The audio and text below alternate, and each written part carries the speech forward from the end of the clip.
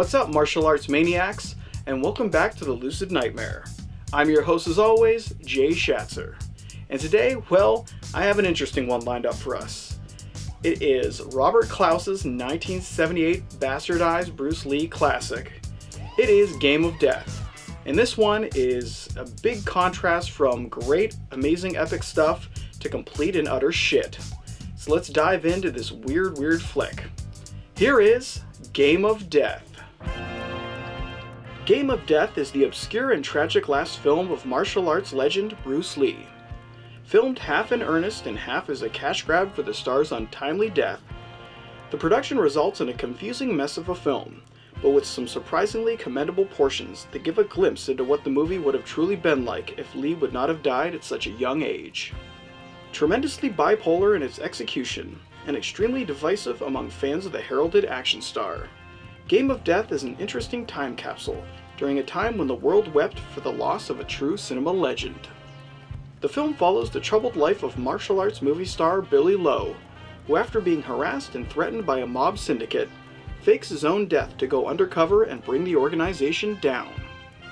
Fists fly and bodies drop as Billy gets ever closer to the main players of the syndicate, leading him into a series of trials that he must pass in order to earn his well-deserved justice. Bruce Lee takes on the role of Billy Lowe, the plagued martial artist who becomes a one-man army when taking on the mob.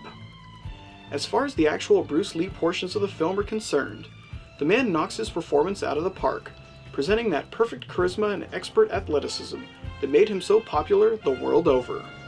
Tremendously captivating and expertly devised, the man was a true legend of the screen, and you really have to wonder what the film would have been like if he would have been able to finish it before his death.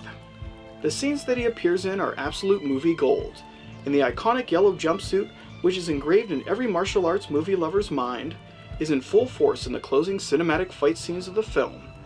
It's just too bad that the movie has to begin on such a low-key trot, filled with unconvincing stand-ins and low-lit doubles. That's the real obscure quality that Game of Death provides, and that is thanks to the added portions of the film directed by Robert Klaus of Enter the Dragon fame, and the laughable attempts at editing Bruce Lee himself into scenes he never genuinely filmed. From horrific cardboard cutouts of Lee's face plastered onto an extra's body, to harsh edits from other movies placed in the middle of Klaus's film scenes, the production is an absolute mess.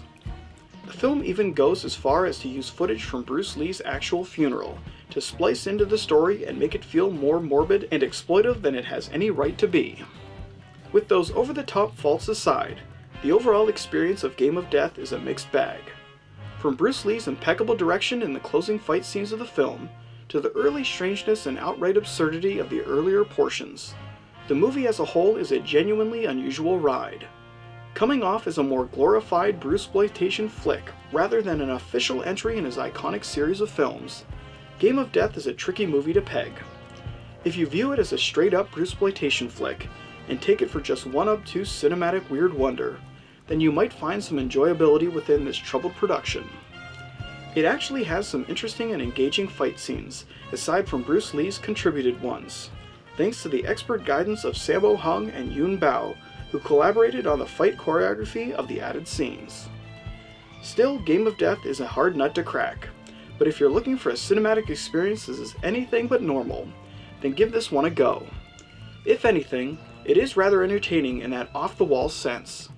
In the end, Game of Death is a tragic cinematic experience that is completely and utterly weird, yet extremely enjoyable and unbound lunacy. And there you have it, Bruce Lee fans.